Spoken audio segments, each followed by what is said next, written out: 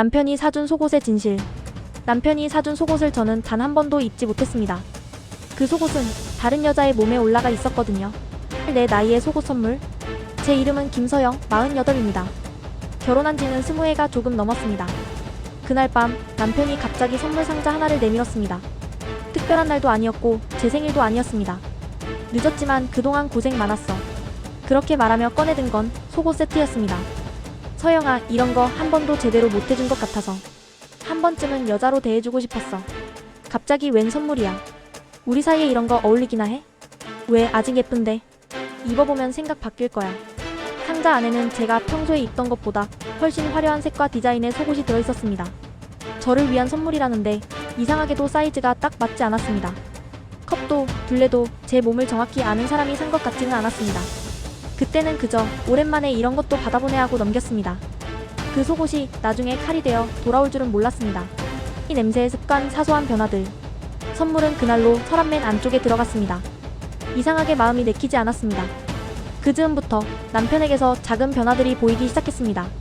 퇴근하자마자 거실 소파에 눕던 사람이 어느 날부터인가 집에 들어오면 바로 샤워실로 향했습니다.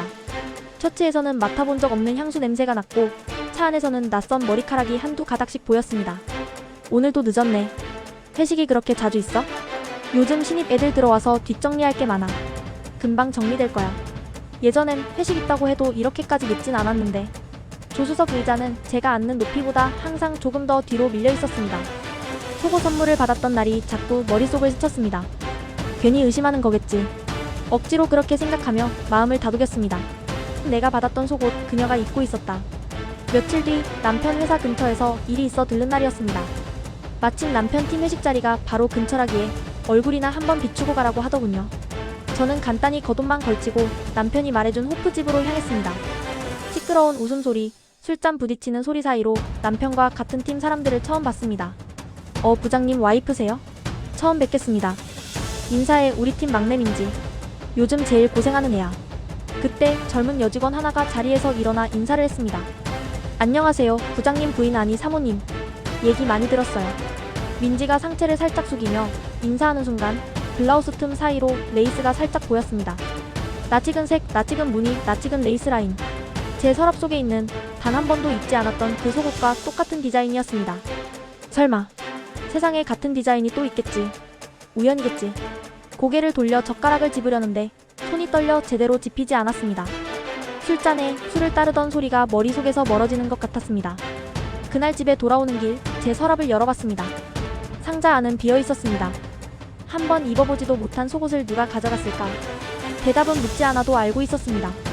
조용한 증거 수집. 그날 이후 저는 바로 소리 지르지 않았습니다. 눈물부터 흘리지도 않았습니다. 대신 조용히 서랍을 정리하고 서류를 꺼내기 시작했습니다. 식탁 위에 남편의 카드 명세서를 펼쳤습니다. 익숙한 마트, 주유소 이름 사이로 보지 못했던 가게 이름이 보였습니다. 이게 뭐지? 속옷 전문점? 여긴 나랑 같이 간 적이 없는데. 그 아래에는 호텔, 스테이 같은 글자가 몇 달에 한 번씩 반복되고 있었습니다. 남편이 늘 말하던 거래처 접대 금액과 이상하게 닮아 있었습니다. 저는 남편 차 블랙박스를 열었습니다. 회식 끝나고 태워다 준다던 막내 직원의 목소리가 들렸습니다. 그날 사준 거 진짜 예뻤어요. 부장님 눈 생각보다 괜찮다니까요. 그럴 줄 알았으면 더 비싼 걸로 할 걸 그랬나. 휴대폰에서도 메신저 몇 줄은 쉽게 찾을 수 있었습니다. 오늘은 그거 입었어요. 당신이 골라준 거. 다음엔 다른 색도 사주세요. 그 순간 저는 알았습니다. 이건 단순한 바람이 아니라 나를 완전히 바보로 만든 일이라는 걸. 남편과 그녀를 동시에 겨냥한 대면 바로 들이받고 싶었습니다. 하지만 그러면 남편은 또 술김에 한 번 실수했다고 말하겠지요. 그래서 저는 장소와 시간을 제가 정했습니다. 남편 회사 근처 사람들이 오가는 카페에서 셋이 만나기로 했습니다. 카페 구석자리. 남편과 민지가 마주 앉아있고 저는 그 맞은편에 앉았습니다. 서영아, 갑자기 이게 무슨. 민지까지 부를 일은 아니잖아. 부장님, 저 그냥 가는 게 좋을 것 같은데요. 아니, 잘 왔어요. 오늘 이야기의 주인공이니까.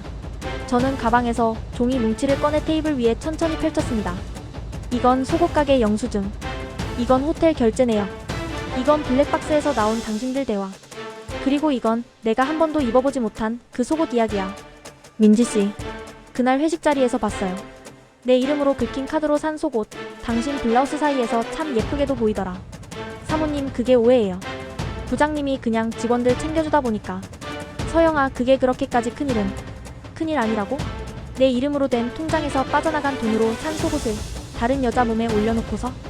남편은 입을 다물었습니다. 민지는 고개를 숙인 채 손에 쥔컵만 만지작거렸습니다. 좋다. 난 오늘 올라온 거 아니다. 계산하러 온 거다. 앞으로 집은 어떻게 나눌지 당신 노후. 자금에서 내 몫은 얼마나 가져올지 법적으로 따질 수 있는 건 전부 따져볼 거야. 그리고 회사 쪽은 내가 직접 말하지 않아도 누군가는 알게 될 거다. 부장이랑 막내 직원이 어떤 복지를 나눠 입었는지. 민지의 얼굴이 하얗게 질렸습니다. 남편은 처음으로 제 눈을 제대로 마주쳤습니다. 서영아, 한 번만. 이미 한 번이 아니잖아. 그 속옷 영수증이 한 장이 아니더라. 결말. 그날 이후 이 집은 예전으로 돌아가지 않았습니다. 시간이 조금 흘렀습니다. 정확히 얼마나 지났는지는 저도 기억하고 싶지 않습니다. 저는 작은 책상 앞에 앉아 제 이름으로 된 통장과 새로 정리된 서류를 확인했습니다. 집 문서 위에는 제 이름이 선명하게 찍혀 있었습니다. 서랍 한 구석에는 다시는 열고 쉽지 않은 상자가 하나 있었습니다. 남편이 처음 사왔던 그 속옷 상자.